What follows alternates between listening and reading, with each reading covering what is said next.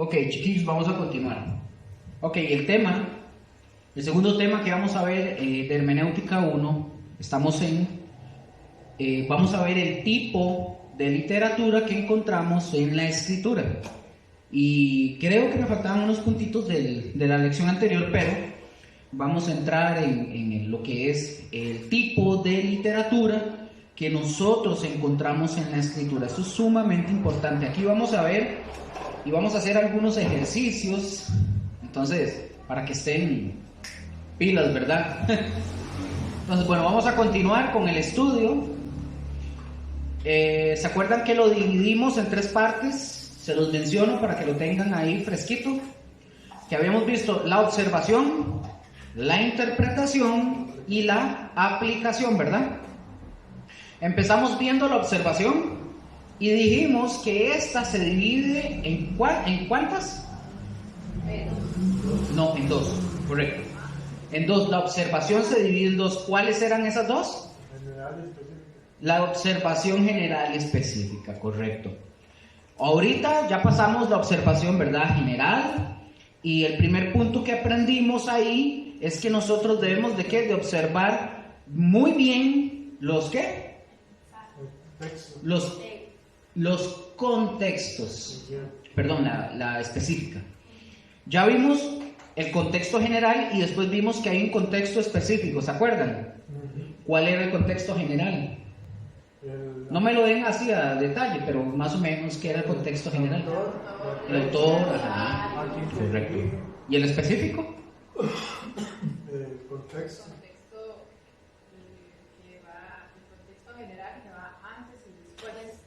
El contexto específico es ver los pasajes antes y después, correcto. Excelente. Vamos bien, voy a irlo así como repitiendo para que lo vayan, ¿verdad? No me malinterpreten, no lo hago como que si se equivocan, no es por hacerlo sentir mal, ¿verdad? Para nada, es para que recuerden. Está bien, así, ¿eh? Bueno, vamos a Romanos 8, por favor. Este es un ejemplo de contexto específico. Está aquí en la pantalla. Ahí, sí, ahí está. ¿Verdad? Sí. Es un ejemplo de contexto específico, pero ahora ustedes lo van a hacer. Vamos a ver algo ahí. Me dicen cuando lo tienen para leerlo. ¿Lo tienen? Ok, dice Romanos 8:1. Ahora pues, ojo, aquí vamos a ver algo y ustedes van a participar para que vayan entendiendo algo interesante. Dice Romanos 8:1. Ahora pues, ninguna condenación hay para los que están en Cristo Jesús, los que no andan conforme a la carne, sino conforme al Espíritu. Recuerden, contexto específico, versículos antes y versículos después. ¿Cuál sería el contexto específico para poder hablar de este versículo?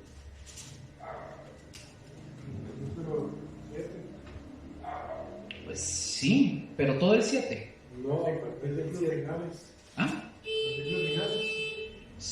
Ojo. 7, más o menos. No es adivinar. Hay que saber, hay que leer. Es todo el 7. Yo siento que todo el 7. No, suave. No es, y ojo, no es, voy a decirlo así, no es batear, no es inventar, hay que leer por qué él menciona, por qué está hablando, por qué él dice, ahora pues ninguna condenación hay para los que están en Cristo Jesús, los que no andan conforme a la carne. El 7, versículo 14, porque empieza hablando de la ley espiritual. Manténgalo ahí. Vamos a ver. Si ustedes lo entendieron, yo los quiero probar porque ahí está el versículo. Ok, el contexto específico, recordemos otra vez, son los versículos que están antes y los versículos que están después. Lo que sí quiero que entiendan es que no lo hagan como bateando, ¿verdad? No digan es de tal, léanlo. Tienen que leer. Ahorita obviamente no nos da el tiempo para sentarnos a leer, pero sí entiendan, no es nada más de soltarlo por soltarlo, hay que leerlo. Entonces, sigo. ¿De dónde comenzaríamos nosotros? Bueno, hay que observar, ¿verdad? Pero ¿de dónde comenzaríamos, o comenzaría yo, para poder saber qué es un contexto que me ayuda para Romanos 8.1? ¿Cuál sería el contexto? ¿Todo el capítulo 7? ¿Alguien dijo el capítulo 7? No, es correcto, no es todo el capítulo 7. Porque lo primero habla del matrimonio. Correcto, exacto. No habla de lo espiritual. Correcto, porque habla, el capítulo 7 habla de dos temas, y fíjense bien, comienza, ahora pues ninguna condenación hay para los que ¿qué? Están en Cristo Jesús, ¿verdad? Entonces yo tendría que observar muy bien, y yo creo que lo más entendido para poder decir cuáles son los versículos que tienen que ver con el de capítulo 8.1, sería desde el versículo 14. Desde el versículo 14 hasta el 25, exactamente como lo dijo Raquel. ¿Por qué motivo? Porque habla de una lucha espiritual. ¿Quién lo dijo? ¿Verdad, José Raquel? Usted lo dijo, exactamente. Hay que observar. Y así como lo dijo Raquel, es una lucha espiritual. Y vean lo que dice Pablo para que lo entiendan. Antes de eso, ¿no? No, que digamos, los títulos nos puede ayudar mucho a... Eso ayuda mucho, correcto. El epígrafe o el título, eso les va a ayudar un montón. Algunas Biblias no lo tienen, pero independientemente lo tenga o no, hay que leer. Digamos aquí como cuando empieza el 8, dice el epígrafe, viviendo en el espíritu, pero también viene un pequeño resumen, por así decirlo, que dice, ahora Pablo vuelve al tema anunciado en Romanos 7.6. El cristiano está libre de la ley y vive una vida nueva. Correcto. La dirección del Espíritu de Dios. Es correcto. De hecho, ya ahorita vamos a ver algo también de eso, como lo Yo creo mencioné. que cuando usted nos pone a decir, ¿verdad? Que busquemos el contexto específico y estamos como seguidos buscándolo antes y después y se nos olvida lo primero que tenemos que hacer, que es observar. Y es como volver otra vez a lo principio, tenemos que observar. Ahora, recuerden, estamos haciendo el ejercicio aquí, y aquí va así, pero ya en sus casas ustedes se sienten, ustedes sacan 20 horas si quieren, pero ahí van a poder deleitarse, poder sacarlo y entender este tipo de cosas. Entonces les decía que ese contexto nosotros lo vemos desde el versículo 14 del capítulo 7 hasta el verso 25, porque habla de la lucha espiritual, es una lucha, y vean lo que dice Pablo en el versículo 21. Dice Pablo, ahí para que todos estén ahí, dice, así que, ojo lo que dice, queriendo yo hacer el bien, hallo esta ley, que el mal está ¿en dónde? En mí, dice Pablo, ¿verdad? Entonces hay una lucha, y en la lucha, ¿qué es lo que pasa con un cristiano? ¿Qué pasa con un cristiano como nosotros? En la lucha, como dice Pablo, ¿cuántas veces Pablo dice el mal que no quiero hacer, ese es el que hago? ¿Qué pasa con un cristiano en la lucha? Sí, nos vemos atacados, ¿verdad? ¿Qué pasa cuando ustedes hacen o hacen lo que ustedes quieren? ¿Qué pasa cuando ustedes hacen lo que ustedes no quieren hacer y saben que no deben hacerlo? ¿Cómo se sienten? Se sienten culpables, ¿verdad? Sienten que los condenan, ¿verdad? Que viene Satanás y nos condena, ¿cierto? Está sucio. Sí, sucio, el diablo nos condena, y hasta a veces algunos hermanitos usados por Satanás también, algunos que aparecen por ahí, hijos del diablo. Pero veamos qué dice el verso de Romanos, verso 1 de Romanos 8. ¿Calza o no calza? Y está relacionado con el versículo 14 hasta el 25. ¿Verdad? Porque viene hablando y ya cuando entra en el versículo 1 ya cuadra, por así decirlo, ¿verdad? Porque dice que ahí habla de una lucha espiritual que tuvo Pablo. Vean qué interesante. Entonces, el contexto sí queda para poder entender de lo que me está hablando. Yo no podría hablar de los primeros versículos del capítulo 7, como lo decía ahora, creo que Gustavo y Raquel, del capítulo 7, porque el capítulo 7 de Romanos está hablando de ¿qué? Está hablando del matrimonio y también está hablando de ser libres de la ley, ¿verdad? Me parece, ¿verdad que sí? de ser libres de la ley, aunque también, escuchen esto, aunque también puede quedar. Podría quedar porque la ley, por ejemplo, si yo todavía, ustedes o yo, nos basáramos en la ley, ¿qué es lo que hace la ley con nosotros cuando no la cumplimos? Nos condena. Nos condena. Entonces podría aplicarse, digamos, si fuera el caso. Habría que ya verlo a fondo, pero podría. El punto es que me está diciendo ahí claramente, ahora pues ninguna condenación hay para los que están en Cristo Jesús. O sea, Pablo no nada más lo está así tirando al aire, no es así nomás, porque si yo les digo, bueno, ninguna condenación hay para los que están en Cristo Jesús, ¿y por qué dice eso? ¿A qué se refiere? ¿Por qué él dice eso? Hay que ver por qué viene diciendo y por qué menciona eso. ¿Lo pueden ver ustedes? Sí. ¿Lo captaron? Sí, usted está. Lo veo ahí. No, sí. Recuérdense, hay que observar, ¿verdad? Yo les estoy dando ahorita, digamos, digamos el tema de la interpretación, pero es para que lo entiendan. Ok, entonces, digamos, cuando estudiamos la Biblia, sí, cuando estudiamos la palabra, pues deberíamos tener cuidado, tal vez no iniciar por cada capítulo, así decirlo, sino más que todo irnos a... Pues por lo general uno cuando lee la Biblia se va por cada capítulo. Entonces termina un capítulo y tal vez al día siguiente sigo con otro. Lo ideal es como tal vez encontrar esto del contexto específico, como para ir haciendo los cortes ahí de lo que uno va leyendo, como para no enredarse. Ahora, si usted la está leyendo, porque podemos hacer lecturas superficiales, leerla. Pero si usted ya se va a meter en un estudio, no hay ningún problema. O sea, recuerden, no es que tajantemente yo tengo que empezar desde tal punto a tal punto. Porque usted perfectamente agarra el versículo que viene y dice, bueno, llevaron ante los fariseos al que había sido ciego. Y dice, bueno, ese versículo 3, ya usted sabiendo eso, usted dice, bueno, quiero saber qué pasó antes. Tal vez usted no vaya a hacer un estudio, usted dice, yo solo quiero saber, pero usted ya tiene la información y decir, ¿por qué estos fariseos llevaron al ciego? Pues se acuerdan que yo les dije que cuando uno lee el texto, salen preguntas. ¿Por qué a ese ciego se lo llevaron? ¿Por qué pasó esto? Entonces ya me surge a mí la necesidad de saber qué fue. Pero lo ideal sería que usted viene y dice, bueno, yo voy a leer Romanos 8, voy a empezar Romanos 8, Juan 8, y lo leo, y usted lo lee todo hasta el 9, y usted diga, bueno, yo quiero saber, porque vea lo que dice aquí. Y Jesús se fue al monte de los olivos, en el versículo 1 de 8 dice, y por la mañana volvió al templo. Aquí ya me está diciendo que por la mañana, ¿dónde se quedó? ¿Qué pasó en el versículo 7?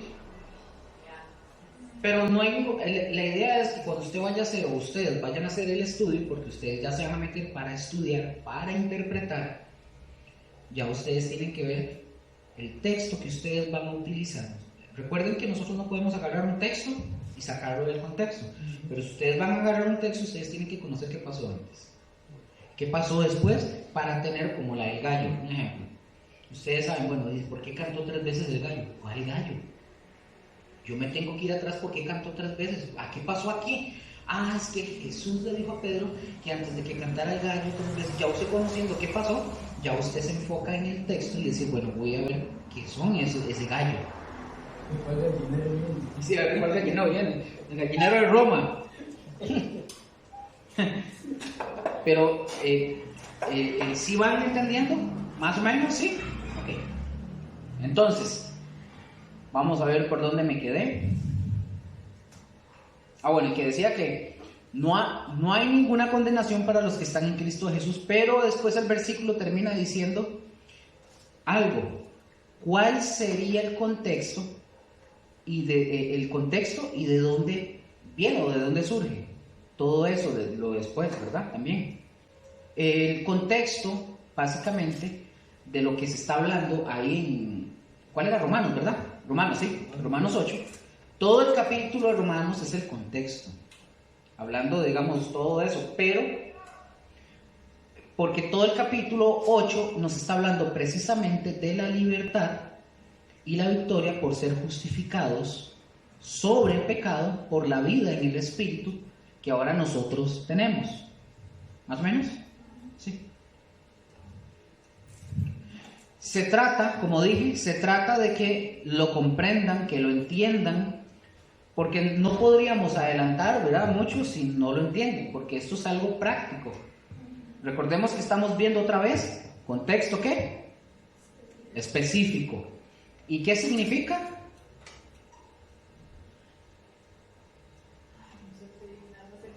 Que va antes y después. Observar los versículos que están antes y que están después, correcto. Y que tengan, escuchen esto, y que tengan que ver con lo que estamos estudiando. Correcto. Porque a lo mejor nosotros podemos decir, hay gente que puede decir, sí, el contexto es el versículo 1, 2 y 3. No puede ser así. No. Nosotros tenemos que observar bien lo que está ahí en la palabra, lo que se está hablando antes y que tenga relación. Ahorita, como en el caso que dijo Raquel, desde el versículo 14 del capítulo 7, ahí. Porque lo demás tal vez no tenga nada que ver. Y existe este tipo de ejemplo de contexto específico con libros. ¿Con libros normales? Sí, con libros, digamos, que le digan, ¿cuál es el contexto específico de todo el libro romano? Sí. Entonces uno tiene que ir... Lo vimos al principio. ¿Cuál es el contexto general de Juan? Sí, tiene todo un contexto. A usted le pregunta, por eso, Levítico, ¿quién lo escribió? ¿Y cuál es el tal vez no lo digamos como el contexto, pero cuál es el propósito y a quién está dirigido? Pero digamos, si me dicen a mí, dígame el contexto de Romanos, pero no basándose en el libro romano, sino que hay que leer el libro que está antes o el libro que está después, y No. que venga algo del Antiguo Testamento, no hay nada así. No, porque recuérdese que no le pueden decir, o sea, ese es el contexto general de la Biblia. ¿Cuál es el contexto general de la Biblia? Todos los 66 libros, todos. Entonces, lo que el Antiguo Testamento nos habla, el Nuevo Testamento nos da luz en algunos libros o en algunos pasajes. Tal vez hay algunos libros que no, pero sí hay, ¿me entienden? Pero es todo, o sea, nadie puede separarlo. Es que, no, yo quiero el contexto, por ejemplo, Romanos, quiero que me diga el contexto que viene allá en Levítico con Romanos. No, es ilógico. Por ejemplo, si usted dice, yo sí le puedo decir Hebreos nos habla y ¿cómo es que Hebreos es como la explicación de lo que es el Antiguo Testamento en las ceremonias y todo eso? Es el Antiguo Testamento resumido. Básicamente. Entonces, pero en sí, toda la Biblia, los 66 libros, es toda la Biblia, es completa. Ya si viene alguien así es porque es muy necio. Ya, es porque son gente que... Sí. Entonces recordemos que tenemos que observar bien qué es lo que se está hablando antes y que tenga relación con el estudio que estamos haciendo. Yo les había dicho a ustedes, creo que fue en este curso que les estaba diciendo, si nosotros vamos a estudiar algo, si vamos a estudiar de la oración, nosotros vamos a buscar en la Biblia todo lo que tenga que ver, ¿verdad que sí? Así. Justamente eso es. Ustedes van a buscar textos y versículos que hablen de la oración y tienen que hacer esto. Todo esto. Para poder dar la interpretación lo mejor o lo más recta posible y darle la aplicación. ¿Verdad? Entonces, vamos a ver otro ejemplo y esperando que lo comprendamos todavía más, ¿verdad? Juan 6. Por favor, vamos a Juan 6. O nos hacemos más entendidos o nos enredamos más. Juan 6, versículo 22, lo vamos a leer hasta el 26 y háganse la idea de que estamos estudiando estos versículos de Juan. 22 al 26. Se los voy a leer. ¿Lo tienen? Sí. Dice... Al día siguiente, ojo con esto, el día siguiente, la gente que estaba al otro lado del mar vio que no había habido, ¿verdad que dice así? Sí, había habido allí más que una sola barca, y que Jesús no había entrado en ella con sus discípulos, sino que estos se habían ido solos. 23. Pero otras barcas habían arribado de Tiberias junto al lugar donde habían comido el pan después de haber dado gracias al Señor. ¿Se acuerdan de este evento? Que alimentó a 5,000 personas, ¿verdad? Ok. Cuando vio, pues, la gente que Jesús no estaba allí, ni sus discípulos, ojo lo que hicieron. Entraron a las barcas y fueron a Capernaum buscando a Jesús. Versículo 25. Y hallándole al otro lado del mar, le dijeron: Rabí, ¿cuándo llegaste acá? Respondiendo Jesús les dijo, y esta respuesta de Jesús, como nosotros la tenemos en la Biblia, está amorosa, pero la respuesta en el original es tremenda, la respuesta de Jesús hacia ellos. De cierto os digo que me buscáis, no porque habéis visto señales, sino porque comisteis el pan y os saciasteis. Eso se los menciono. Cuando él les menciona esta palabra en el original, él les dice: ustedes me buscan no porque vieron las señales, sino porque comieron como animales y se saciaron. Eso es lo que dice en el original. Así les habló Jesús. Nosotros lo tenemos así suavecito, así cariñoso. Y la gente a veces dice: Jesús es un pan de amor. Deje que Jesús le hable como debe de ser y verá. Entonces, sí, ahí hay un texto que ustedes se van a poner a estudiarlo. Juan 6, 22 al 26. Ustedes y yo ya estamos en la observación específica, ¿verdad? Estamos en los contextos. Ya vimos el contexto general, ¿verdad? ¿Cuál sería el contexto general? Oigan lo que estoy diciendo. ¿Cuál sería el contexto general de este texto o este pasaje así a grandes rasgos? No me digan así como a grandes rasgos. ¿Cuál sería el contexto general?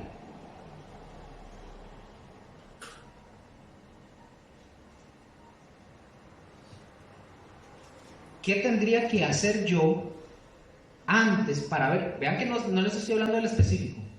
¿Qué tendría que hacer yo para ver el contexto general? ¿Hace grandes rasgos?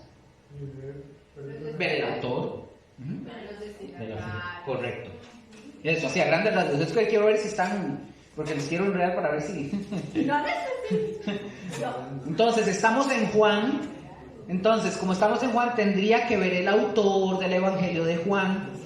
¿Quién es el autor del Evangelio de Juan? ¿En qué fecha se escribió? ¿A quién se los dirigió? ¿Cuál es el tema y cuál es el propósito? Ok, general, ¿verdad? Todo esto es lo que ustedes tienen que hacer en su práctica. Qué lindo, gracias, la moto. Gracias, sí. Gracias. Cuando hagan un ejemplo, tienen que poner el contexto general. Autor fulano, la fecha tal, destinatarios estos, propósito del tema este. Si ustedes hacen eso y lo comienzan a hacer cada vez más cuando ustedes estudian la palabra y se graban las cosas, ya ustedes no van a recurrir a estar utilizando los cuadernos, porque ya lo van a hacer ya por práctica, ya se lo aprenden. Pero si no lo hacen, ¿saben qué va a pasar? Se olvida y va a venir el otro curso de hermenéutica y todo se les olvidó. Y recuerden que esto es práctico. Yo les dije que esto tiene algo de teoría, pero que en realidad es práctico. Entonces hay muchas cosas prácticas. Hermenéutica es un estudio que se ocupa de aprender a interpretar correctamente la escritura. Y ustedes, yo no sé si han oído, por ejemplo, a Josué. Ustedes han escuchado a Josué o a otras personas. Ustedes los oyen y que seguro ustedes los ven cuando empiezan a desglosar, ¿verdad? La palabra. Bueno, justamente de eso se trata la hermenéutica. Sí, porque ahora esta Biblia tiene como un pequeño resumen. Eso. Sí. Y decía que la palabra Deuteronomio viene en griega y significa eso, Es como un segundo resumen. Como un segundo, sí, el recordatorio de la ley. Entonces, obviamente, todo esto, obviamente, ¿verdad? De la mano del Espíritu Santo, ¿verdad? Que es supremamente importante, pero también debemos de ser hombres y mujeres que hayamos estudiado esto una y otra vez y que esto ayuda mucho para poder hacer la interpretación como debe de hacerse de la palabra, ¿verdad? Ahora, ustedes pueden hacer, lo pueden hacer, pero tienen que aprender a hacer esto, ¿cómo? Practicando y practicando, y si no practican va a ser muy difícil. Juan 6, 22, estamos ahí, ¿verdad? Pregunto, ¿de dónde debo ver los versículos del contexto específico que son antes? ¿Desde dónde? ¿Desde dónde empezaría? Versículo 1. ¿Por qué? Porque dice, al 22 dice, al día siguiente, significa que al día anterior hubo algo.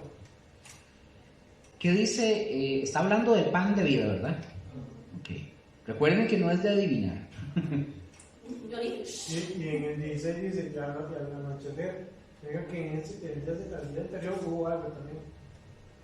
Está hablando del mismo. Ok, Raquel, ¿iba a decir algo? Sí, yo lo tomaría del capítulo 5, del versículo 19 en adelante. Si me pongo a leer del 22 al 26, es muy como importante que al final dice que solo me buscáis por las señales, por lo que comiste, y los saciaste, ¿verdad? Y entonces si yo me vengo desde el 19, ¿Qué dice el 19? él dice que es la autoridad del Hijo, Ajá. ¿verdad? Y aquí empieza a hablar, dice, porque al Padre a nadie juzga, sino que todo el juicio dio al Hijo, porque todos me buscan a los que honran, y a los que no honran al Hijo no honran al Padre que me envió. Ok. Entonces, como que veo que es así. Dígalo. Yo opino que a partir del 30. ¿Por qué? ¿Qué dice el 30? Porque aquí me empieza a hablar que son como que los testigos de Jesús. Ajá. O sea, él alimenta a los 5,000, pero entonces todos esos vienen siendo los testigos de él, los que lo vuelven a seguir. Ajá. En las barcas. Ok, pues escuchen. Vea lo que viene hablando. Yo les dije que estábamos viendo. Vamos a ver. Recuerden que primero hay que observar, ¿verdad? Y recordemos que hay que observar bien de lo que está tratando. Y de lo que se está tratando es de la gente a los que Jesús alimentó, ¿verdad? Viene hablando de eso. Ya aquí yo les estoy dando la clave de los que fueron alimentados. ¿Cuántas personas fueron alimentadas? 5,000. 5,000.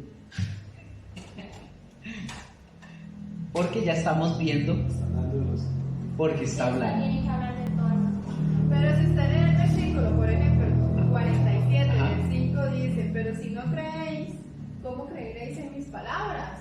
Entonces es como algo, digo yo, paradójico con eso que dice, ustedes solo me creen porque ven mis señales, porque comiste y te saciáis. No, pero acuérdense que él está hablando aquí, que no porque habéis visto las señales, no por eso lo buscaron, sino El reproche porque, que les hace. porque él los llama la atención, los regaña, porque ellos lo fueron a buscar solo porque les dio comida. Sí, pero no lo buscaron porque ellos creyeran que él era el hijo. El tema que, ajá, correcto, el tema que No, estamos que hablando es de la... fueron porque creyeron, que los iban a volver a alimentar de comida, no de palabra, de que él era el hijo de Dios. Y ahí ya yo lo siento. Entonces, ahí eso, exactamente que está diciendo Gustavo, el tema trata de la alimentación de las 5,000 personas. Ahora, si usted viene y me dice que usted quiere hacer un estudio diferente y usted toma, no está mal, pero estamos viendo la alimentación de 5,000 personas. Que el montón de 5,000 de lagartos se fueron detrás de Jesús para que los No alimentara. para que les volviera Por a eso. comida. Entonces, el tema que estamos tratando es la alimentación de las 5,000 personas. ¿Y qué hicieron? Estas personas rodearon, dicen que toda la ribera y se fueron. Oiga, se subieron a las barcas y se fueron tras Jesús para poder encontrarlo. ¿Sí? Y le dijeron, ojo, así muy despistados, ay, Señor, ¿cuándo llegaste acá, maestro? O sea, y andaban detrás de él, ¿verdad? Sí. Y Jesús les dijo, y está fácil, les dice, ustedes solo me buscan porque les doy de comer y se saciaron. Ese es el tema. Entonces, si nosotros, bueno, vemos el capítulo 6, ¿desde dónde comienza? Les pregunto otra vez, ¿desde dónde comienza entonces el tema? Versículo 1, lo dijo David creo que al principio, ¿verdad? David lo dijo. Nada más que no le quería dar pelota hasta llegar aquí. Nadie le hizo caso y lo dejó picado. Entonces el tema es que Jesús alimenta a 5,000 personas. El contexto específico, los versículos antes y los versículos que debo observar son esos, porque de ahí surge el que yo entienda el por qué Jesús les dijo lo que les dijo. ¿Ahora sí me di a entender ahí? ¿Estamos ahí? Ahora, ¿qué otros versículos hay que observar después del pasaje? Pues que siguen. Ajá. ¿Y qué siguen diciendo los demás? Son versículos antes y después, recuerden. Así que esto les lleve todo el capítulo 6, después del verso 26 hasta que se acabe. Sí, porque lo importante es que ustedes entiendan que es importante el contexto específico. Observar los versos antes y observar los versos después. El contexto general y el contexto específico. Ahora, si ustedes repasan, seguro, si ustedes lo repasan, seguro que no se les va a olvidar. Y vamos al tercer punto de la observación general. Ya vimos el segundo, ¿verdad? Vimos que el primero es observar bien los contextos, el contexto general y el contexto específico. Estamos en la observación general. Todos debemos observar muy bien. Escuchen esto, título nuevo. Todos debemos observar muy bien el tipo de literatura que estudiamos y que debemos de estudiar. ¿Por qué motivo? Porque cuando nosotros abrimos la Biblia, tenemos que ser entendidos que hay diferentes tipos de literatura en la Escritura. Yo se las voy a explicar para que las tengan y que sepan qué tipo de literatura hay y que van a encontrar. ¿Ah? No, estoy hablando solo. Acuérdense que estamos en la observación como buenos detectives, ¿verdad? Empezamos acá de una vez. Arriba, ¿qué dice? ¿Qué tipo de literatura encontramos en la Biblia? ¿Qué tipo de literatura? Aquí esto también tienen que considerarlo y esto es muy importante para que ustedes puedan también a la hora de estudiar en la Biblia, ustedes sepan qué se está hablando. Entonces, vamos con la primera. ¿Qué tipo de literatura encontramos en la Biblia? Número 1.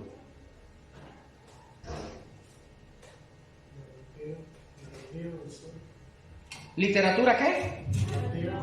Narrativa o histórica. Pregunto, para que ustedes lo comprendan. ¿Ustedes creen que es importante observar lo que estoy estudiando en un pasaje de la Biblia, si es narrativo o histórico, sí o no? ¿Por qué?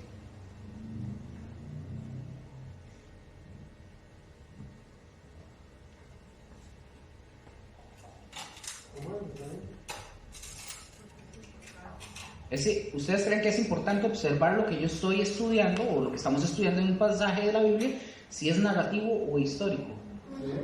¿Sí? ¿Por qué? Porque nos damos cuenta si es algo que viene a través de la historia del pasado o es algo que pueda suceder en un momento. Sí, también puede ser. Pero, ¿por qué? ¿Por qué sí es importante? Porque nos podemos encontrar con un lenguaje figurado. Si el texto tiene lenguaje figurado, ya es diferente. Y a lo mejor, a la hora de querer interpretarlo como lenguaje figurado, y si es narrativo y histórica, podemos fallar. Esta literatura, ahí está así.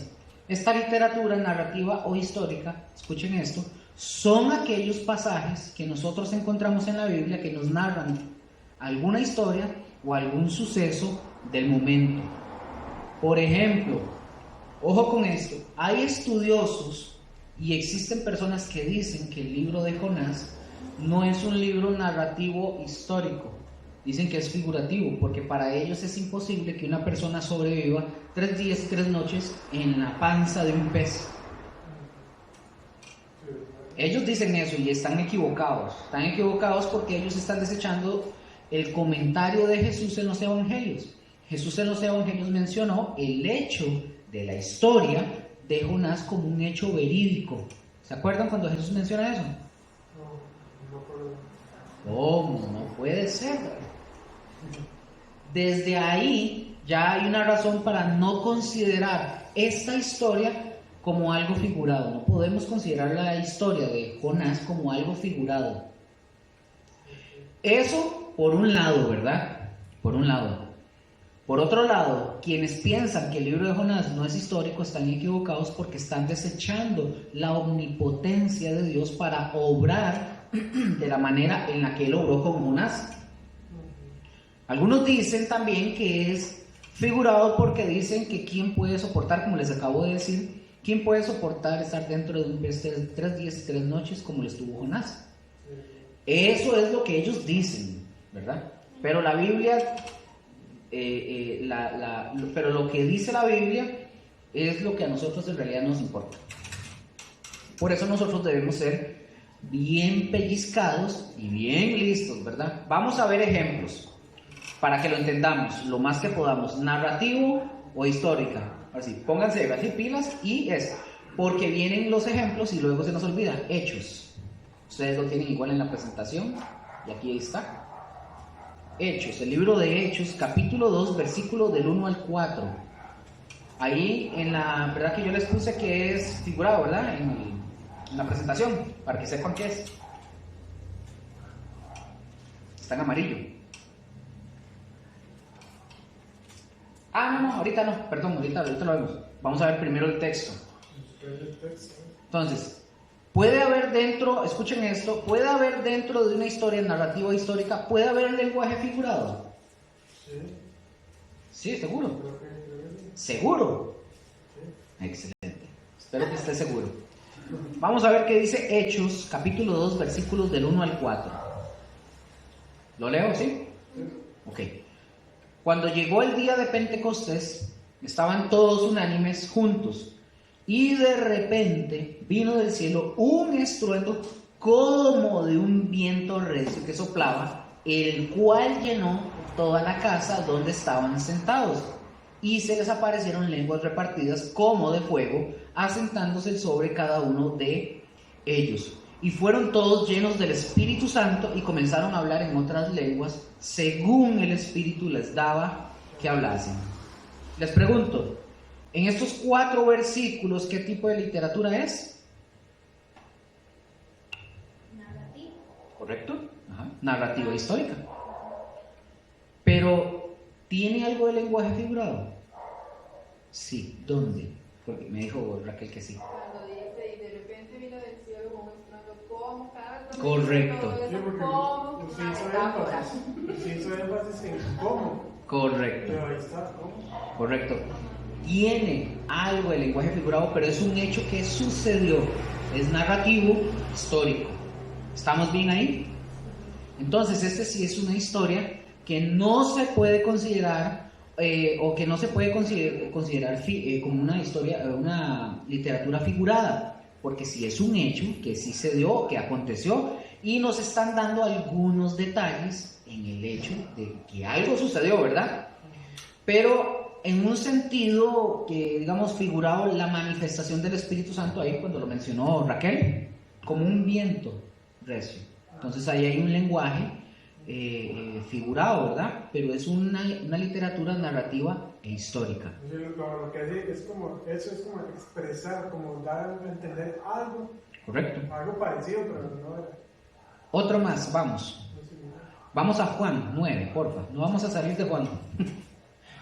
Vamos a otro. Bueno, Juan 9 del versículo. No lo vamos a leer todo porque está largo, pero lo pueden leer en su casa. Juan 9 del 1 al 41. Este es ya se los voy a decir de una vez, este es un lenguaje o literatura narrativa o histórica es algo que sucedió, que fue verídico, fue real, aconteció y se está refiriendo al hecho de que Jesús sana, ¿se acuerdan? Al ciego, de nacimiento. Lo vemos ahora. De todo el capítulo habla de eso. Esta literatura narrativa o histórica, pero escuchen, pero en este mismo capítulo, solo en algunos versos como el 39, y pongan sus ojos, 39 y 41, encontramos un lenguaje figurado. Es una historia de algo que aconteció, narrativo, pero sin embargo contiene algo de lenguaje figurado. Versículo 39. ¿Alguien que lo lea, por favor? Dijo Jesús: para juicio he venido yo a este mundo, para que los que no ven, vean, y los que vean, los que ven, sean cegados. Ajá. Ahí. Verso 40. Entonces algunos de los fariseos que estaban con Perdón, 40-41.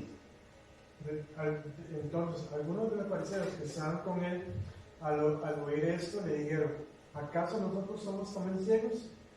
Jesús les respondió: si fuerais ciegos, no tendríais pecado, mas ahora, porque decís, vemos, vuestro pecado permanece. Ahí hay un lenguaje figurado. Tenemos toda una narrativa, una historia, ¿verdad? Narrativa. Pero sin embargo, dentro de esa historia narrativa, al observar bien, yo puedo observar un lenguaje figurado. Cuando dice a los ciegos que no ven, que, ¿verdad? Los que son ciegos que vean, y a los que no vean, a los que ven, no vean. Luego menciona aquí, y si fuerais ciegos, todo eso es un lenguaje, ¿verdad? Utilizando palabras, es un tipo de lenguaje que utiliza para decirles a ellos que ustedes ven y no ven. Ustedes, y yo vengo a darle a los que no ven, vengo para que vean, y ustedes que ven no van a ver. Entonces es un juego de palabras ahí, ¿verdad? Interesante. Entonces, vamos a ver por dónde me quedé. Entonces, sí tenemos una historia narrativa, sin embargo, dentro de la historia tenemos que observar bien el lenguaje figurado, que no lo podemos ignorar, porque si nosotros lo ignoramos, voy a interpretar mal. El lenguaje figurado, cuando lleguemos a la interpretación, vamos a ver cómo lo vamos a interpretar. Pero lo importante es observar ¿qué? Primero, y observar bien, ¿verdad? Pasemos al segundo tipo de literatura. Le puse aquí, no lo escribí mal y puse, pasemos al segundo tipo de litera. Esta es una que acabamos de ver. En toda la Biblia nosotros vamos a encontrar una historia narrativa histórica. No todo, pero sí vamos a encontrar. Aquí viene otro tipo de literatura que vamos a encontrar en la escritura. Número 2, aquí está. Ustedes tienen esta, ¿verdad? Ahí. Literatura figurada. Aquí vamos a hacer también un ejercicio, vacilón. Literatura figurada. ¿La tienen? Ok. La literatura figurada es todo aquello que encontramos en la escritura en forma figurada. Vamos a ver un ejemplo bien claro en la Biblia para que nos demos cuenta cómo hay todo un lenguaje figurado aquí. Juan 10, otra vez, no salgan de Juan. No se vayan de Juan, vamos a Juan 10. Ahí, en Juan 10, hay todo un lenguaje figurado. Vamos a leer unos cuantos versículos para que ustedes se den cuenta cómo es este lenguaje figurado. Ya pasó el 9, ¿verdad? Ahora viene el 10 y quiero ser claro en esto. Aunque estamos viendo por puntos, por pasos, lo que es el estudio de la hermenéutica, que primero observar, todavía no entramos a la interpretación. Vamos a entrar a las reglas de la interpretación, pero primero observamos para luego interpretar. ¿Y qué vamos a interpretar? Lo que observamos. Correcto. Cuando nosotros estamos estudiando ya sabemos de los contextos y ya sabemos de la literatura. Por ejemplo, aquí, Juan 10, del 1 al 10. Aquí hagámoslo todos juntos. Yo voy a leer el primer versículo. Me sigue Estefanía y así en fila. ¿Está bien? Dice: de cierto, versículo 1, de cierto os digo, que el que no entra por la puerta en el redil de las ovejas, sino que sube por otra parte, ese es ladrón y salteador. Estefanía. Mas el que entra por la puerta, el pastor de las ovejas es. David, 3. A este abre el portero, y las ovejas oyen su voz, y a sus ovejas llama por su nombre y las saca. Raquel, 4. Y cuando ha sacado fuera todas las propias, va delante de ellas, y las ovejas le siguen, porque conocen su voz. Gustavo, 5, por favor. Mas al extraño no seguirán, sino huirán de él, porque no conocen la voz de los extraños. Voy yo con el 6. Esta alegoría les dijo Jesús, pero ellos no entendieron qué era lo que les decía. Estefanía 7, por favor. Volvió pues Jesús a decirles, de cierto os digo, yo soy la puerta de las ovejas. Todos los que antes de mí vinieron, ladrones son y salteadores, pero no los oyeron las ovejas. Yo soy la puerta, y el que por mí entrare será salvo, y entrará y saldrá y hallará paso. El ladrón no viene sino para hurtar y matar y destruir. Yo he venido para que tengan vida y para que la tengan en abundancia. Y dice el último, el 11, yo soy el buen pastor. El buen pastor su vida da por las ovejas. Hasta ahí vamos a detener porque todavía siguen otros versículos. Y todo es una literatura Figurada. narrativa o histórica. Salud. ¿Es narrativa o histórica? Narrativa. No, Figurada. es figurada. Toda es figurada. Vea que aquí mismo Jesús lo está diciendo. En el versículo 6, ¿qué dice? Ah, sí, alegoría. Ajá, por eso, la observación. Y no solamente es más, no es necesario que ese versículo 6, digamos que no estuviera, porque se entiende que todo lo que está hablando está haciendo un sinfín, digamos que todo un conjunto, una alegoría, son un conjunto de metáforas. Entonces, aquí yo no puedo hablar de que está hablando les dije, no es ni histórica ni narrativa, porque no se está o no se nos está presentando todo, se nos está presentando todo un lenguaje figurado. Incluso, como les acabo de decir, el mismo Jesús, al escribir en el verso 6, dice esta alegoría. Y la alegoría es como una suma de lenguaje figurado, de muchas metáforas, por así decirlo, ¿verdad? Así que ya eso lo vamos a ir aprendiendo, pero es figurado. ¿Cuál es el lenguaje figurado que encontramos? ¿Otra vez? Perdón, sí, ya lo dije, mira, era. ¿Cuál es el lenguaje que encontramos aquí? Figura, les di la respuesta. Dice, ojalá sea así en el examen. Ahora, viene lo que viene. De todo ese lenguaje figurado, de todo eso que vemos, ojo, lo pueden anotar, si quieren, ¿verdad? Vemos la puerta, el redil, las ovejas, vemos al ladrón, vemos al salteador, vemos al pastor, vemos al portero, vemos al extraño, y no es Keylor Navas, ¿verdad? El portero. No está hablando de eso. El extraño, el lobo, el asalariado, todo eso es un lenguaje figurado. Y fíjense en esto, porque esto es muy bonito. Porque cuando ustedes estudian, ustedes empiezan a notar esas palabras, la puerta, el redil y todo eso. Y ustedes hacen una lista, ya le doy paso, una lista, y luego ustedes se dan a la tarea de investigar quién es la puerta. ¿Quién es la puerta? Porque Jesús lo dice. Ajá, pero ¿quién es la puerta según ahí la figura figurado de Jesús? Es la puerta. ¿Y quién es el redil? No, tienen que investigar, ahí se los dejo. Eso sí lo tienen que investigar. Ajá, investíguenlo. Ahí entra la interpretación. Yo nada más les estoy dando una idea. Y lo que deben de observar, y lo que ustedes escriban y aprendan a interpretar, y luego ustedes van a ir definiendo en ese lenguaje figurado a quién se refiere. Dime, Steph. Otro pasaje, ¿verdad? Que puede ser también de figura, literatura figurada, puede ser Juan 15. ¿Qué dice? Yo soy la vid. Sí, hay que identificar, porque acuérdense que hay textos como este, que es creo que es desde el 1 hasta el 10, es todo figurado. No podemos decir que es narrativo histórico. Puede contener, que puede contener ciertas fracciones o partes del narrativo histórico, pero no significa que sea histórico, ¿verdad? Eso hay que verlo. Sí. Entonces dice, cuando ya ustedes lleguen al verso 10, dice: el ladrón no viene sino para hurtar y matar y destruir. Yo he venido para que tengan vida y para que la tengan en abundancia. Ustedes se van a dar cuenta que no se refiere al diablo, ya lo vimos ahora, porque nunca lo menciona, en ningún momento.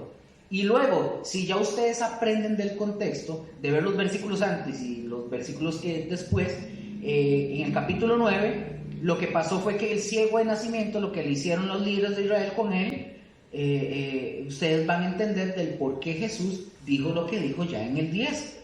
Y esto es muy, pero muy interesante. Pero esto es de lo que se trata, que aprendamos primero a observar como buenos, ¿qué? Detectives, ¿verdad? Otro más de lenguaje figurado, 2 de Timoteo, por favor. Vamos a 2 de Timoteo, capítulo 2, versículo 3. Aquí también empieza un lenguaje figurado.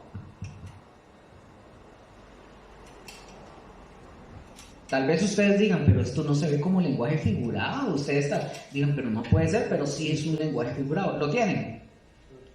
2 de Timoteo 2:3, ¿lo tienen?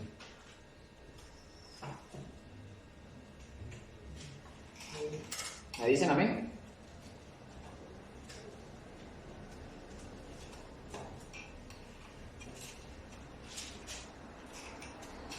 Y se quedan ahí porque seguimos como hasta el 6, pero se quedan ahí. ¿Lo tienen? Oiga lo que dice. Aquí le está escribiendo Pablo a Timoteo y le dice: tú, a Timoteo, tú pues sufre penalidades como buen soldado de Jesucristo. Ahí hay un lenguaje figurado. ¿Por qué, Luker? Bueno, yo puedo decir que madre, que no estoy en el ejército, no tengo ropa camuflada, ni botas, ni rifle. Es un lenguaje figurado, porque él no está hablando de que nos tengamos que vestir como soldados, ni andar con rifle, ni andar en ese tipo de cosas. Es un lenguaje figurado. Versículo 4, del 4 al 6, ¿quién lo lee, porfa? Ninguno que milita se enreda en los negocios de la vida, Pongan atención. a fin de agradar a aquel que lo tomó por soldado. Y también el que lucha como atleta no es coronado si no lucha legítimamente. El labrador, para participar de los frutos, debe trabajar primero. Todo esto es un lenguaje figurado, porque no nos está contando una historia. Él está hablando con un lenguaje figurado, utilizando ciertas figuras, ciertas cosas para dar una idea de algo. Brinquemos al versículo 15, porfa. Vuelvan a leer, Gustavo, el 15, por favor. 15. Sí, porfa, ahí mismo. Procura con diligencia presentarte a Dios aprobado como obrero que no tiene de qué avergonzarse, que usa bien la palabra de verdad. Que usa bien la palabra de verdad. Eso es un lenguaje figurado, porque nos está hablando de un obrero. Nos está hablando de un obrero, y en el lenguaje figurado, ya que lo interpretamos, nos damos cuenta que hace referencia a alguien que está construyendo, como decir un albañil. Por ejemplo, un albañil que para levantar una tapia, ¿qué tiene que hacer un albañil para levantar una tapia? El versículo 15 lo dice. Acuérdense que es, ¿qué? Acuérdense que esa palabra que usa bien, perdón, ¿dónde estoy? Que usa bien es trazar una línea. ¿Y qué hace un albañil? Y pone la línea, la cuerda, para poder levantar bien los muros. Entonces, es un lenguaje figurado, porque está utilizando la figura de un albañil. No está diciendo que Timoteo es un albañil. No se imagina. Qué raro sería eso. Porque ahí se entienden porque dice cómo. Ajá. Cuando dice cómo se entiende que es figurado. Correcto. Entonces, traza una línea recta con un hilo el albañil para que la tapia no salga ¿cómo? Torcida y no se le vaya a caer a nadie, ¿verdad? Entonces, lo que nos dice la palabra de Dios es que debemos de trazar la palabra en línea recta para que no se salgan de la verdad, pero usa la figura de un albañil. ¿Me van entendiendo? ¿Sí? Sí. ¿Todos sí? ¿Seguro? Bueno, ok. Entonces, en toda la escritura nosotros vamos a encontrar términos figurados que nos expresan una idea diferente o distinta al sentido literal. En toda la Biblia hay lenguaje figurado. En toda. Por eso hay que saber diferenciar lo que es un lenguaje figurado y lo que es una literatura narrativa y histórica. Por ejemplo, ¿cómo verían ustedes como buenos observadores que yo les estuviera predicando? Por ejemplo, supongamos, vamos a Génesis y yo les digo, bueno, abran sus Biblias, Génesis 2:8 en adelante. Entonces yo les voy a decir, vamos a ver qué tan buenos observadores son. Yo creo que ya lo he dicho, entonces, pero igual, tengo que dar por que en la evidencia. Génesis 2:8, ¿lo tienen? Entonces yo vengo, supongamos, estamos haciendo el estudio, yo vengo y les leo. Dice Génesis 2:8 en adelante hasta el 14, dice: Y Jehová Dios plantó un huerto en Edén al oriente y puso allí al hombre que había formado. Y Jehová Dios hizo nacer de la tierra todo árbol delicioso a la vista y bueno para comer. También el árbol de la vida en medio del huerto y el árbol de la ciencia del bien y del mal. Y salía de Edén un río para regar el huerto y de allí se repartía en 4 brazos. El nombre de uno era Pisón. Este es el que rodea toda la tierra de Ávila, donde hay oro, y el oro de aquella tierra es bueno. Y hay allí también bedelio y ónice. El nombre del segundo río es Gihón. Este es el que rodea la tierra de Cus. Y el nombre del tercer río es Hiddekel. Este es el que va al oriente de Asiria. Y el cuarto río es el Éufrates. Entonces yo vengo y les digo a ustedes, hermanos, hoy yo les quiero hablar de estas 4 ramas que salen de un río, que cada uno de estos ríos representa la misericordia, el otro representa la bondad, y el otro representa el amor, y el otro representa la piedad. Entonces, yo les pregunto, ¿yo estoy enseñando bien? ¿Por qué? ¿No estoy enseñando bien? Porque aquí nos decía en la palabra, ¿verdad? Que los 4 ríos, La misericordia. ajá, sí. Pero, Ahora hay que buscarlo. Dice cuando me habla de brazos, lo hace figurativamente, no es porque Dios tenga brazos, no porque sean los ramos de los brazos, de los árboles. ¿pero ustedes creen que estoy enseñando bien? Sin miedo, no importa. Bueno, yo digo que no. No, que no estoy enseñando bien. Ajá. Es correcto, no estoy enseñando bien. Yo comparto lo de Estefanía, porque está diciendo otra cosa que no es lo que estábamos leyendo. ¿Sí? Eso era. El texto no lo dice. Sí, Eso es una literatura narrativa histórica. Es algo que sucedió. No es figurativa. Dios creó esos ríos. Y lo dice Génesis. Entonces, si yo vengo y yo les digo a ustedes eso, que yo les voy a decir, este representa esto, el texto en ningún momento lo dice. no. Por eso que les dije, Bacha. buenos observadores. Buenos observadores. Eso no lo dice. Esa es una literatura narrativa histórica. Y lo que yo estoy haciendo es hablar en un lenguaje figurado. ¿Me entienden? No puedo mezclarlos. No puedo convertir algo en lenguaje figurado si es algo histórico. No puedo hablar de esa forma porque si hablo así, estoy haciendo decir a la Biblia algo que la Biblia no dice. ¿Estamos de acuerdo ahí? Vamos a la que sigue. Vamos a dejar ya la literatura figurada. Hay otro tipo de literatura más que se llama literatura profética. Presten mucha atención con esta. Cuando nosotros estudiamos, mira, no la puse. Sí, yo, ¿dónde está? Me sentía una ética moral. Sí, no la puse, bueno, perdón, se las debo, chicos, se me olvidó. Interesante. La literatura profética.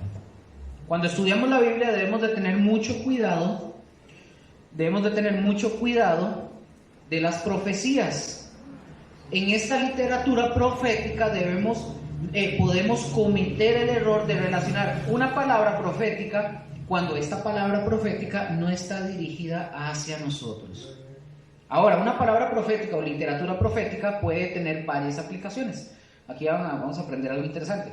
Rose, cuando yo le enseñé esto, Rose dice, pero no puede ser, ¿y para nosotros qué? No es que, bueno, ya vamos a ver. Por ejemplo, vamos a leer Joel, vamos a Joel. Joel 2. Joel 2, para que veamos este tipo de literatura profética. Y este Joel es un libro profético o literatura profética. 2, 28 al 32.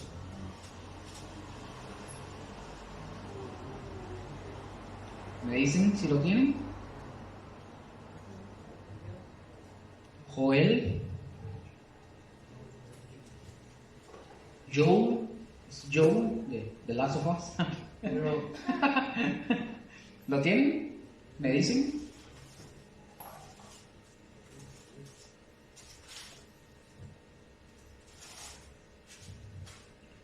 Joel 2, versículos 28 al 32. ¿Me dicen y lo voy leyendo, sí? Sí. ¿Listo? Sí. Joel 2, versículos 28 al 32 dicen, oigan esto lo que dicen. Y después de esto derramaré mi espíritu sobre toda carne, y profetizarán vuestros hijos y vuestras hijas, vuestros ancianos soñarán sueños, y vuestros jóvenes verán visiones. Y también sobre los siervos y sobre las siervas derramaré mi espíritu en aquellos días. Y daré prodigios en el cielo y en la tierra, sangre y fuego y columnas de humo. El sol se convertirá en tinieblas y la luna en sangre, antes que venga el día grande y espantoso de Jehová. Y todo aquel que invocare el nombre de Jehová será salvo, porque en el monte de Sión y en Jerusalén habrá salvación, como ha dicho Jehová, entre el remanente al cual él habrá llamado. Les pregunto, este es un lenguaje profético. En primera instancia, cuando yo estoy leyendo este lenguaje profético, ¿a quién se refiere? ¿O a qué se refiere? Mejor dicho, no a quién. ¿O en qué momento se dio esa profecía? Ya le soplé bastante.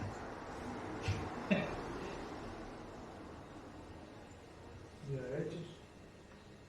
¡Ah, David, espérate! Yo estaba enterando. Yo sé que usted ya lo sabe. ¿Sabes qué? Una media. Ya ahí sopló. Entonces, en primera instancia, tenemos que entender que esta profecía de Joel ya se cumplió el día de Pentecostés. Luque, ¿cómo? ¿Cómo dice? El mismo Pedro lo dice. Esa profecía se cumplió el día de Pentecostés en Hechos 2.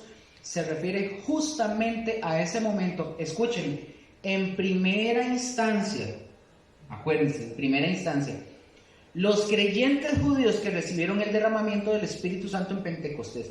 Pero en segunda instancia, eso lo pueden anotar, eso les va a servir. En segunda instancia, esta literatura profética, cuando ya nosotros la interpretamos, ahorita les repito, la interpretamos, nosotros podemos decir que esta tiene aplicación a todo creyente durante todos los tiempos hasta que el Señor regrese. ¿Repito? ¿Sí? Ok.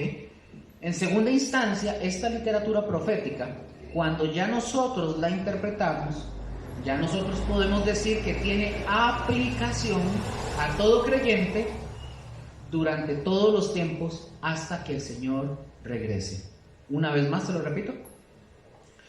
En segunda instancia, esta literatura profética, cuando ya nosotros la interpretamos, nosotros podemos decir que tiene aplicación a todo creyente durante todos los tiempos hasta que el Señor regrese. ¿Está bien o jamás? ¿Sí, bien? ¿Me dicen? ¿Seguro? Sí. Ok. Y ese día cuando el Señor regrese, se refiere precisamente cuando dice, antes de que venga el día grande y espantoso del Señor. ¿Aquí de qué está hablando? Está hablando de la venida de Cristo en ese momento. Pero a esto se le llama literatura profética. En cambio, por ejemplo, no lo vamos a leer, pero vayan a Isaías 53. Si vamos a Isaías 53, vamos a ver otro ejemplo y vamos a ver si este tiene una aplicación para uno o para más personas. Vamos a darnos cuenta. El profeta Isaías, en el capítulo 53, es un texto que todo el mundo lo ha oído muchas veces.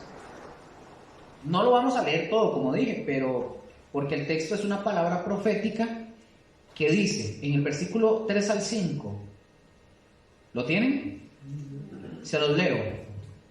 Despreciado y desechado entre los hombres, varón de dolores, experimentado en quebranto, y como que escondimos de él el rostro, fue menospreciado y no le estimamos. Ciertamente llevó él nuestras enfermedades y sufrió nuestros dolores, y nosotros le tuvimos por azotado, por herido de Dios y abatido.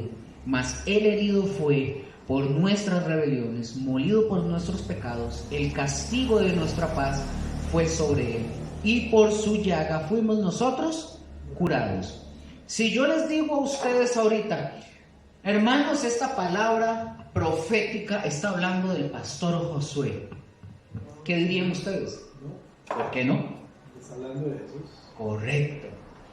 Entonces, ¿esta palabra está hablando de quién? De Jesús. Esta palabra es única y exclusivamente para referirse al Mesías, a Cristo, y tiene validez solo para Cristo. No se puede aplicar para otra persona. Usted no se la puede decir, esta persona, mira, el Señor me dijo que esta palabra es para usted. No, eso no se puede. Está hablando de literatura, ¿qué? Profética. Pero está solamente hablando de Cristo. Y si alguien toma esta palabra y la quiere relacionar conmigo, con usted o con cualquiera, así como agarrar, ¿verdad? No es así. Pero tiene que quedar bien claro esa observación, ¿verdad? Vamos a Malaquías, porfa. Vamos a ver este último. Malaquías 4, está antes de Mateo. Malaquías 4, versículos 5 y 6. Aquí está otra vez una literatura profética y David, si la sabe, no la diga. Y aquí esta vez no lo diga. Sí. Y ya hemos visto la literatura narrativa histórica, figurada y profética. Por favor, Gustavo, si lo tiene me lo puede leer, por favor, de Malaquías 4, 5 y 6. He aquí yo os envío el profeta Elías, antes que venga el día de Jehová grande y terrible. Él hará volver el corazón de los padres hacia los hijos y el corazón de los hijos hacia los padres, no sea que yo venga y hiera la tierra con maldición. Ok, esta es una palabra profética que aparece un hombre y hay que entenderlo, porque alguien puede decir, aquel hombre que vino era Elías. Él menciona a Elías, ¿verdad? Pero este Elías, cuando lo está mencionando, pregunto antes de decir eso, ¿a quién se refiere? Excelente. Sí, ya me adelantó otro poco más. Está hablando de Juan el Bautista. Justamente esa profecía está hablando de Juan el Bautista. Pero Lucas, ¿por qué dice que os enviaré al profeta Elías? Porque menciona a Elías, pero este Elías, cuando lo menciona, no está hablando literalmente de Elías. Porque Elías, ¿dónde está? No, Elías no está muerto. No. Correcto. Elías está en el cielo. Lo que él está mencionando son las características del profeta Elías que se verían en este otro profeta, que era Juan el Bautista. Viene como anunciando. Correcto. De hecho, ahí lo dice. Y el Nuevo Testamento lo ratifica. En Mateo, correcto, es donde yo lo había leído eso. Correcto. Jesús lo dice que ajá, Jesús algo habla sobre Juan. Sobre Juan, Y él dice que ya es algo que se viene cumpliendo con Elías. Correcto. Sí, no, pero, correcto, no, pero está bien. Entonces, esto es una palabra profética que se refiere, como lo dijo Gustavo, y es exclusivamente para Juan el Bautista. ¿Para quién? Juan el Bautista. Ahora, hay principios que nosotros sí podemos aplicar a nuestra vida cristiana con base a eso. No la aplicación profética, ¿verdad? A eso, ¿verdad? Eso ya es muy, muy diferente. Por ejemplo, David, no en el sentido de la interpretación, pero sí en la aplicación de principios. Hay principios como, por ejemplo, cómo ser un buen cristiano o un buen creyente, cómo nosotros, por ejemplo, ¿qué principios podemos ver nosotros de Juan el Bautista? ¿Qué hacía Juan el Bautista? Correcto, él evangelizaba, cómo trabajaba, cómo lo hizo Juan el Bautista en las personas de la época para que conocieran a Cristo, para volver el corazón de los padres a los hijos y de los hijos a los padres. Y eso fue lo que hizo Juan. Esas son cosas que sí podemos aplicar para nosotros, esas características, ¿verdad? Pero, correcto, todo eso. Pero esta función exclusiva en la palabra profética era para Juan el Bautista. Recuérdense que es lenguaje ¿qué? Profético. Número 3. Ahí aparecen que me brinqué de ese. Ética moral. Literatura ética moral. Esta es otro tipo de literatura que vamos a encontrar en el estudio de la Biblia. Y si ustedes se dan cuenta del trabajo que tienen, ¿verdad? Se dan cuenta que lleva trabajo, ¿verdad? Estudiar la Biblia. Y qué bueno que la iglesia lo conozca. Esto es bueno que la iglesia lo conozca.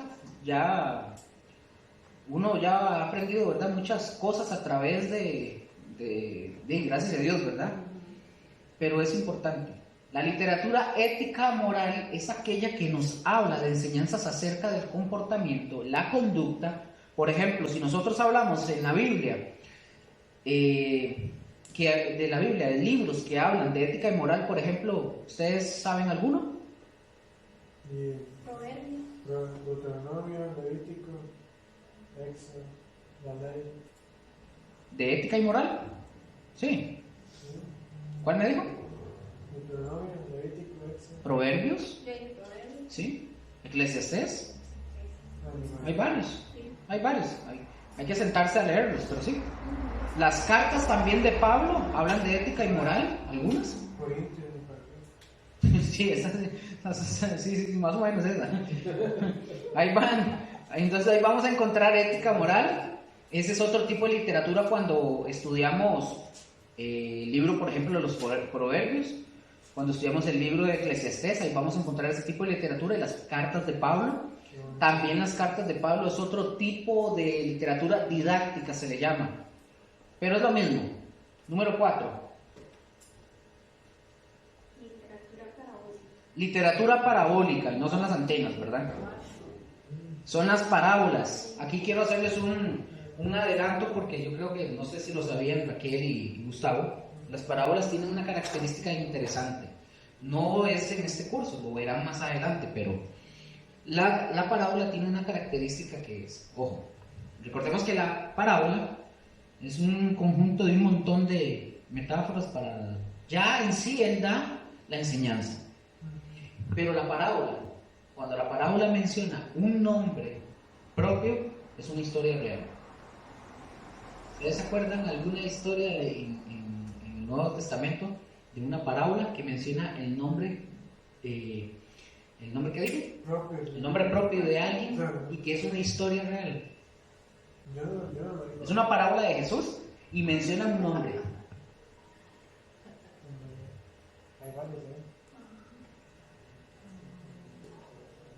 Lucas 16. No. De hecho, vean Lucas 16 y vean el epígrafe, lo que dice. Es una parábola. Pero con solo que ustedes vean el epígrafe, ya ustedes se dan cuenta.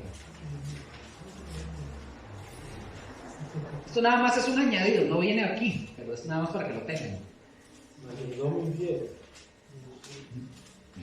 ¿No está el 17? Lucas, no, sí, Lucas 16.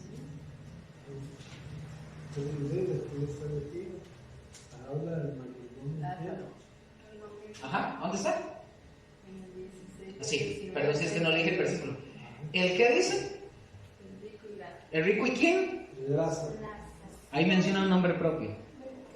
Entonces, cuando ustedes leen la parábola del rico y Lázaro, una de las características de la parábola es que cuando menciona el nombre propio de alguien, es una historia real. ¿Y quién menciona al rico y Lázaro? Habla sobre el infierno, ¿verdad? Ajá. Jesús está hablando que hay una persona en el infierno que es real, y esa persona, Lázaro, es una persona, dicen los eruditos, no me consta, los eruditos dicen que Jesús conoció a ese Lázaro en vida. No es Lázaro, el hermano María, es otro, que dicen los eruditos que Jesús lo conocía, y habla de ese Lázaro. No es el mismo Lázaro. No es el mismo, es otro.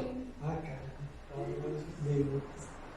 Dicen los eruditos, ¿verdad? Pero la parábola, cuando menciona el nombre propio, es una historia real. Sigue siendo una parábola, pero es una historia que sucedió realmente, y Jesús está contando que en el infierno está ese rico y que Lázaro estaba en el seno de Abraham.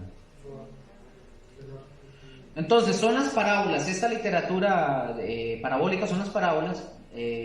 La literatura parabólica es toda aquella enseñanza que tiene que ver, obviamente, con las parábolas, y la mayoría de las parábolas están en los evangelios. Jesús es uno de el que más usó este lenguaje de parábolas. También cuando estudiamos hay que entender que no podemos extraer de una parábola ciertas cosas cuando la parábola en sí tiene una enseñanza completa. Número 5. Me perdí. Sí, nosotros Eso más o menos las 6. vamos por las 6. Es que él no apuntó la correcta. La profética yo no... Narrativa histórica. Ajá, Figurada. Profética. ajá. La profética yo no la pasé en el... Ética moral. Parábola. Sí, no, es por el... Vamos bien, es que yo no... A mí se me olvidó añadir en la presentación la profética. No la puse, entonces... La verdad, Perdón, ahí se las paso después. Digamos en la sexta. Sí. Entonces vamos a esta literatura apocalíptica. ¿Dónde encontramos este tipo de literatura, por ejemplo? Apocalipsis, ¿En dónde más? Daniel. Y en Daniel, correcto. Apocalipsis y también Daniel tiene un lenguaje apocalíptico. En ambos libros encontramos este tipo de lenguaje. En teología se le conoce como escatología, pero aquí este tipo de literatura es apocalíptica. En la literatura apocalíptica es la enseñanza que trata con asuntos de eventos futuros, eventos que van a suceder o que ya están sucediendo. Y finalizamos con esta. Literatura poética. Esta es la última y finalizamos. Hay muchísima poesía en la Biblia. ¿Sabían ustedes, por ejemplo, si ustedes estudian el libro de Job, ahí hay mucha poesía también?